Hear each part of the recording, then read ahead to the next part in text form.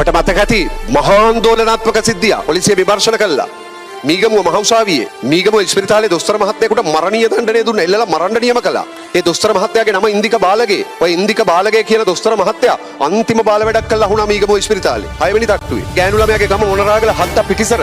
ඒ කෙල්ල කටුනායක ගාමන්ට් එක මැහුවා. ඇයි මැහුවේ? මැහුවේ වෙන කරන්න රස්සාවක් නැති හින්දා. තාත්තට අංශභාගේ මල්ලිලා දෙන්නම ආබාධිතයි.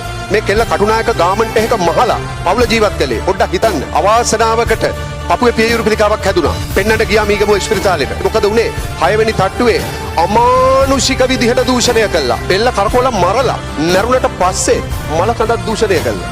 6 වෙනි තට්ටුවෙන් ඇදලා පල්ලෙහාට ඇරියා. කවුද? MBBS වෛද්‍ය ඉන්දික බාලගේ. මේක බලන් හිටිය අතුගාන ගෑනු කෙනෙක්. ඒ අතුගාන ගෑනු කෙනා මීගමුව මහාධිකරණේ සාක්ෂි දුන්නා. ඒ ගෑනු කෙනා බය නැතුව නැගිටලා කිව්වා ස්වාමීනි මගේ ඇස් දෙකෙන් මම දැක්කා. මං උදේ අතුගා ඉන්නකොට දොස්තර මහත්තයා ගෑනු කෙනෙක් බෙඩ් ෂීට් එකක ඔතාගෙන ඇදගෙන ඇවිත් වටපිට බල හොරෙන් 6 වෙනි තට්ටුවෙන් ඇදලා පල්ලෙහාට ඇරියා. ඒ ඇදගෙන එනකොටත් ඒ ගෑනු කෙනා මැරිලා හිටියේ. මීගමුව මහාධිකරණේ දීර්ඝ නඩු විභාගයක් කළා. ඒ දීර්ඝ නඩු විභාගයෙන් පස්සේ මේ ඉන්දික බාලගේ කියන දොස්තර මහත්තයා වැරදිකාරයා බවට පත් වුණා. වැරදිකාරයා බවට පත් වෙච්ච දොස්තර මහත්තයාව ශ්‍රී ලංකාවේ නීතියට අනුව එල්ලලා මරන්න නියම කළා. ඒ එල්ලලා මරන්න නියම කරපු වෙලාවේ මේ දොස්තර මහත්තයා වෙවුලන්න පටන් ගත්තා. දාඩිය වැක්කරෙන්න පටන් ගත්තා. ලැජ්ජයි. උසාවිය ඇතුලේ මුත්‍රා පහ වුණා. දොස්තර මහත්තයාගේ වයස අවුරුදු 34යි.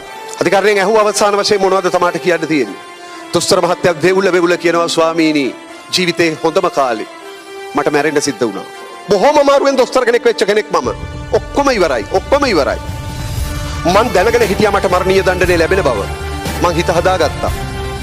මාව මරන්න, එල්ලලා මරන්න. හැබැයි මරන්න ඉස්සෙල්ලා පුළුවන් නම් එක ඉල්ලීමක් කරනවා. මොකද්ද? මට විනාඩි 10කට 15කට මට ගෙදර ගිහිල්ලා එන්න දෙන්න. ඇයි ඒ? මට පොඩි පැටව් දෙන්නෙක් ඉන්නවා.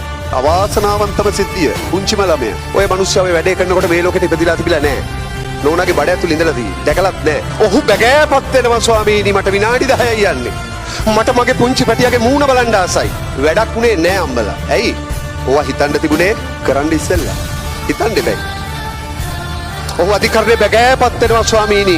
මගේ නෝනා, මගේ භාර්යාව, නර්ස් නෝනා කෙනෙක්. ඒ ගෑණි මාත් එක්ක කතා කරන්නේ නෑ. කතා කරයිද මේ වගේ වැඩ කරපු මිනිහෙක් එක්ක? ඒ ඔක්කොමත් හරි. මට ඉවසන්නම බැරි මගේ ගම. මගේ ගම අනුරාධපුරේ මරදම් කඩවල. මගේ තාත්තා ඩ්‍රයිවර් කෙනෙක්, රියදුරෙක්. දහ දුක් විඳලා අපේ තාත්තා අපිට ඉගැන්නුවේ. අපේ තාත්තා හරියට කෑමක් කෑවේ නැහැ. අපේ තාත්තා හරියට ඇඳුමක් ඇඳේ නැහැ. අද අපේ තාත්තට පාරේ බහින්න නැහැලු ගමේ මිනිස්සු අපේ තාත්තට හූ කියනවලු. අනේ ස්වාමීනි මගේ තාත්තා ගැන හිතන්න. වැඩක් උනේ නැහැ. ඇයි? ඕවා හිතන්න තිබුණේ කරන්න ඉස්සෙල්ලා. එල්ලලා මරන්න නියම කළා. දැරිම තැන ඔහු අධිකරණේ විවෘත අධිකරණේ බැගෑපත් වෙනවා ස්වාමීනි. අනුරාධපුර මරදම් කඩවල ගමෙන්ම 5 වසර ශිෂ්‍යත්ව විභාගේ පාස් වුණේ මං විතරයි. අහගන්න. ශිෂ්‍යත්ව විභාගයෙන් ලකුණු 180කට වැඩිය ගත්තු මම. O level විභාගෙන් ඒ 9ම ගත්තු මම. වෛද්‍ය විද්‍යාලයට ගිය මම. අපේ ගමේ කවුරුවත් නැහැ. අපේ ගමේ මරදම් කඩවල ගමේ එකම MBBS වෛද්‍යවරයා මම. මම වෛද්‍යවරයෙක් වෙච්ච දවසේ ශිෂ්‍යත්ව විභාගයෙන් සමත් වෙච්ච දවසේ මට මතකයි. ඔය ගමේ මිනිස්සු ඒ කාලේ අපිට හූ කිව්වේ නැහැ. ඒ කාලේ නම් ගමේ මිනිස්සු අනික් ළමයින්ටත් කතා කර කිව්වා පුතේ උඹලා අර ඉන්දික අයියා වගේ හැදියල්ලා. යසට තියෙයි. නේද? තවින්දික අයියා දෙතුන්දෙනෙක් හැදුනා නම්.